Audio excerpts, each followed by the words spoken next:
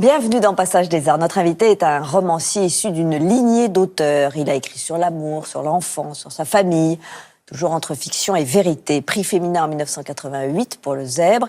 Il s'est engagé pour la lecture, pour la citoyenneté dans diverses associations qu'il a créées lui-même.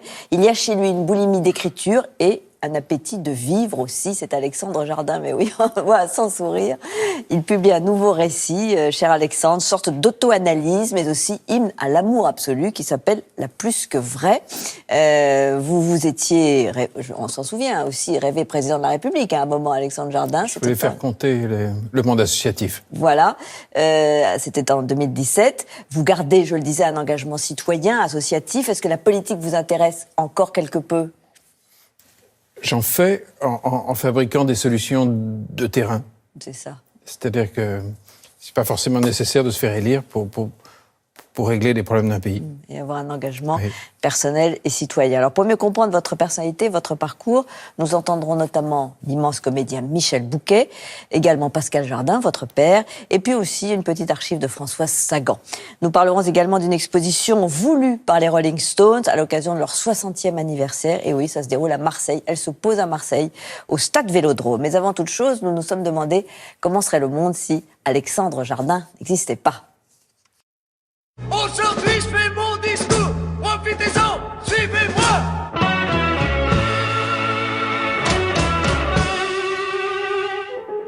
Si Alexandre Jardin n'existait pas, le monde serait... un scandale authentique. Alexandre Jardin est né en 1965 à Neuilly-sur-Seine, fils de Pascal Jardin, écrivain et scénariste, et petit-fils de Jean Jardin, homme politique, directeur de cabinet de Pierre Laval sous le régime collaborationniste de Vichy. Je sais que le pire arrive sans qu'on le voie venir. Je le sais familialement. Et arrière-petit-fils par sa mère de Philippe Landrieux, l'un des fondateurs de la SFIO, ancêtre du Parti socialiste. Et en tout cas, moi, c'est l'engagement qui m'a fait devenir un homme réel. Alexandre Jardin fait ses études à l'école alsacienne puis à Sciences Po Paris. Je crois que c'est vachement difficile de rester vivant.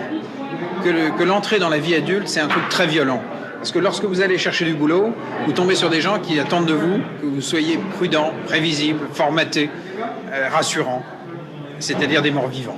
Alexandre Jardin évoque dès ses 15 ans une ambition politique. Parce que je crois que si on s'engage en politique en ne voulant rien pour soi, on peut demander tout à tout le monde. Alexandre Jardin sort son premier livre, Bille en tête, en 1986, prix du premier roman. C'est l'histoire d'un adolescent charmeur, et très insolent, qui a envie de grandir comme on a envie de pisser. C'est-à-dire qu'il y a vraiment urgence. Suivra une vingtaine de romans dont Le Zèbre, prix féminin en 88, Le Zubial ou Le Roman des Jardins, traduits dans 23 langues. Je raffole des êtres qui ont leur propre mode de vie, qui ne ressemblent qu'à eux-mêmes. Et c'est le cas de ce drôle de zèbre. Alexandre Jardin a été adapté au cinéma, mais a également réalisé 3 films. J'avais besoin d'acteurs, j'avais besoin de lumière, de la folie que peut représenter une aventure cinématographique. Alexandre Jardin a cofondé en 1999 l'association Lire et Faire Lire pour transmettre la passion de la lecture aux plus jeunes. Alors ça peut sembler dingo là ce soir, mais quand j'ai démarré Lire et Faire Lire, on était 3 dans ma cuisine. Puis lancera 1000 mots où des bénévoles aident des jeunes détenus à enrichir leur vocabulaire. Besoin d'agir sur la réalité. Je ne peux pas être uniquement enfermé dans mes rêveries. Alexandre Jardin s'est rêvé président de la République en 2017 avec son mouvement citoyen Bleu Blanc Zèbre, revient avec un nouveau roman amoureux et dit « Pourvu que ça dure ». En fait, si Alexandre Jardin n'existait pas, le monde serait moins... naturellement bizarre. Voilà.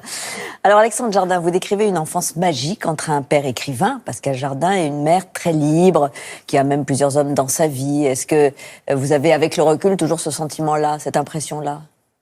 C'était des gens extrêmement dangereux. Ah oui, c'est ça. Pourquoi ? Parce que déstabilisant, finalement ? Très, mais qui en même temps osaient vivre. Et même s'ils ont été très compliqués pour moi, oui. Ils ont été vivants. Ils ont couru le risque d'exister. Et je les trouve de toute beauté, même s'il m'est arrivé d'avoir la connerie de les juger. Et vous avez évidemment parlé d'eux dans vos livres. Ce père, dont vous en parlez dans le Zubial, très beau livre, va mourir quand vous êtes jeune, vous avez 15 ans, et vous dites la magie s'est évaporée. Là où ça, c'est un... Mais parce que papa vivait sans la peur. Oui. C'est-à-dire qu'il arrivait dans un dîner, s'il était ébloui par la maîtresse de maison, il prévenait le mari qu'il allait tout faire pour lui voler sa femme avant la fin du repas, et il partait avec la dame. Ça vous aide pas parfois après avoir vous-même une vie amoureuse, enfin, où ça peut... Ça peut être plus compliqué. Mais je savais en tout cas que c'était la grande affaire. Parce qu'il a eu le temps de me parler de ça. C'était la grande affaire. La grande affaire, évidemment, dans votre vie, c'est l'écriture aussi. Ça l'a été pour votre père, pour votre grand-père. Il y a le roman, on va en parler, mais il y a d'abord le théâtre. Est-ce que vous commencez comme ça, finalement, Alexandre Jardin, en écrivant des pièces de théâtre? Et là, vous allez les présenter à Michel Bouquet. C'est assez audacieux. Enfin, Non, j'avais envoyé le texte à Jean Anouilh, oui, c'est aussi... qui avait écrit à Bouquet. D'accord. Et donc, j'arrive un jour au théâtre de l'Atelier, je vais voir Bouquet, et il me dit, oui, ça m'intéresse, mais il va falloir patienter 2 ans. Parce que je suis un peu occupé, bien sûr. Ben oui. Et là, j'ai repris le texte et je suis parti au courant. Alors, j'ai cru qu'il voulait me tuer.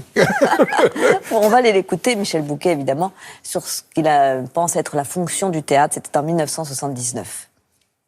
Moi, je crois que c'est la mission même du théâtre, c'est la force du verbe, c'est l'endroit au monde où la parole est chère, où elle est véritablement là, présente, et où elle a un sens pour toutes les consciences des gens qui regardent. C'est très important, oui. Voilà, cette parole, évidemment. Et j'étais tellement con de pas attendre. Écoutez... Mais j'avais peur que la vie n'ait pas lieu. Oui, elle a eu lieu et elle peut encore avoir lieu au théâtre pour vous, naturellement, pour voir de vos textes, ça ne pose pas de problème. Il y aura donc la fiction, le roman, avec succès, le prix féminin notamment en 88, donc pour le ZEB. Qu'est-ce qui vous amène à raconter des histoires, à imaginer, même si vous avez souvent parlé de votre famille, effectivement, et donc du réel, encore que le réel...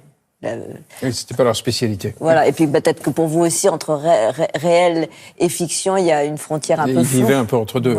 Oui. J'ai été jusqu'à il y a 8 mois, j'ai été complètement déçu par la réalité. Et donc, je ne comprenais pas comment on pouvait enquiller une journée complète sans la corriger. Mais ça, de façon sans discontinuer, vous avez toujours été déçu par la réalité? Blessé. Non, il y a des moments, il y a des éclairs, il y a des moments de respiration. Oui, mais c'était jamais exactement ce que je voulais.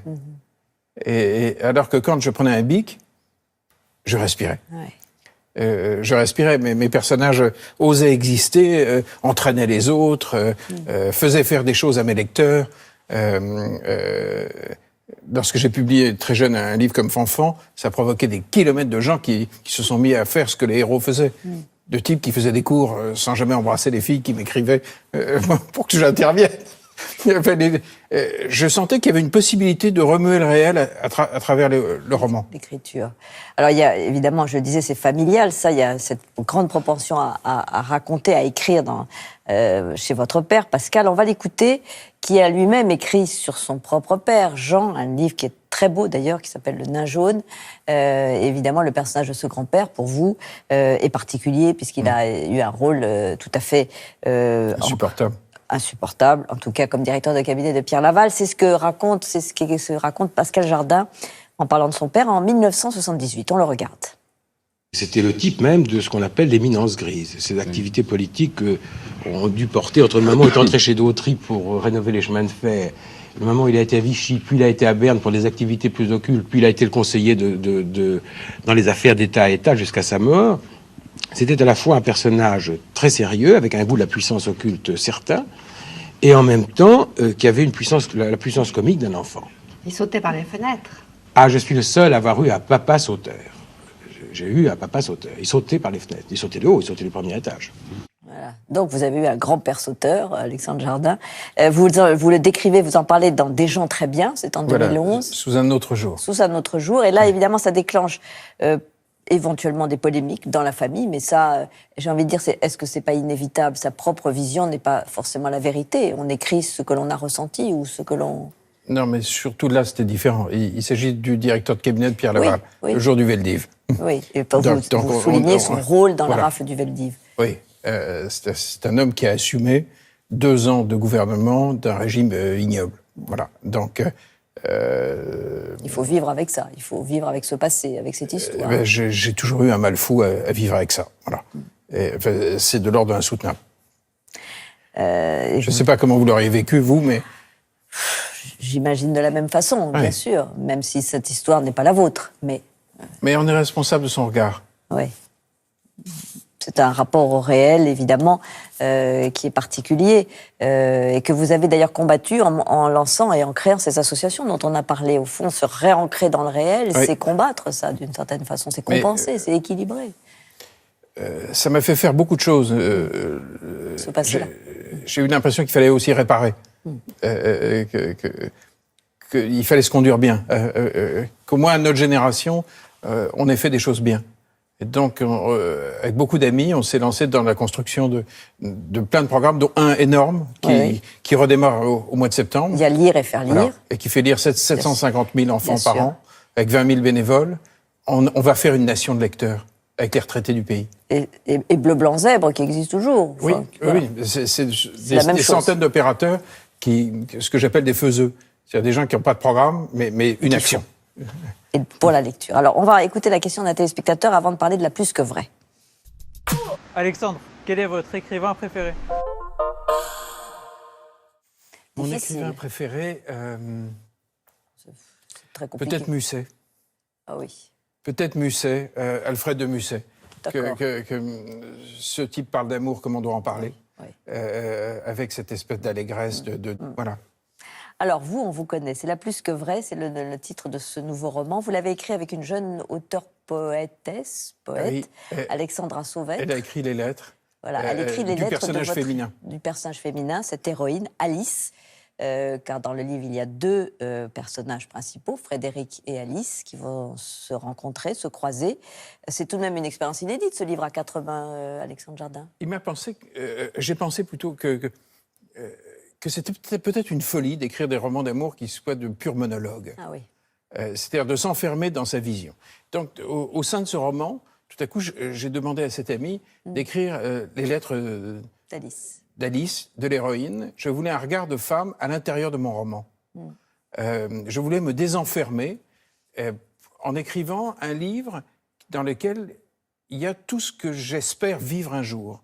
Et que peut-être vous vivez actuellement. Et que je me suis mis à vivre après. Par le miracle du hasard et de la vie. C'est un roman d'amour absolu d'un homme qui passe sa vie à fuir le réel en écrivant des romans, qui un jour rencontre une fille avec qui ça va être possible. Oui. Parce qu'elle, ce qu'elle cherche avant tout, cette Alice, c'est cet amour absolu, cette liberté, cette poésie érigée en règle, au point d'ailleurs de briser la folie. On est dans un jeu de pistes qui... Il joue énormément, mais ce qui est totalement fou, c'est que j'écris ce livre, je demande à cet ami d'écrire les lettres, de donner un vrai regard féminin dedans. Je vais au bout de cette folie de ce roman qui reprend toute la famille de mes livres, comme L'île des Gauchers, comme Le Zèbre. Il y a une sorte d'auto-analyse dans ce livre. Oui. C'est vous, l'auteur, qui au fond, vous êtes peut-être perdu dans l'écriture, sans avoir recherché vraiment cet amour absolu. Oui. Et dans le livre, je dis que c'est possible. Oui. Qu'il faut arrêter d'écrire et chercher cet amour-là. Oui, voilà. Qu'il faut arrêter il faut le vivre. Et le livre dit ça. Je donne le manuscrit à Albin Michel, et là, je rencontre, pour de vrai, en vrai, cette femme avec qui je corresponds depuis 8 mois.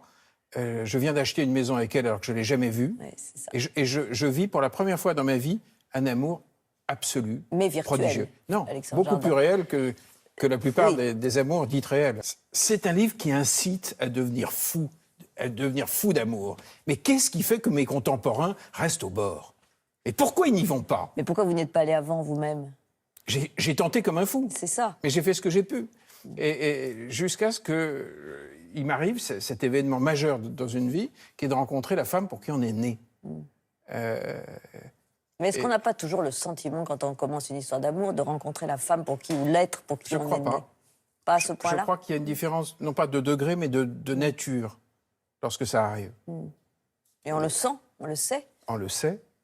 Vous citez beaucoup d'auteurs dans ce livre, La plus que vraie. Il y a Ronsard, bien sûr, parce que la poésie est présente. Le Maître. Il y a Flaubert, enfin Madame Bovary. Il y a le cinéaste Jean-Luc Godard qui passe aussi. Et puis il y a Françoise Sagan, bien sûr aussi. Maître absolu de la légèreté. De la légèreté et de la gravité. Oui. On va l'écouter parler du couple en 1983. Il y a effectivement, dans tous les milieux, un frein qui est le regard d'autrui, le regard des autres, qui est motivé, je crois, ou par la jalousie, ou par l'envie, ou par un regret, une nostalgie, je sais pas quoi. Enfin, un couple heureux n'entraîne pas forcément des regards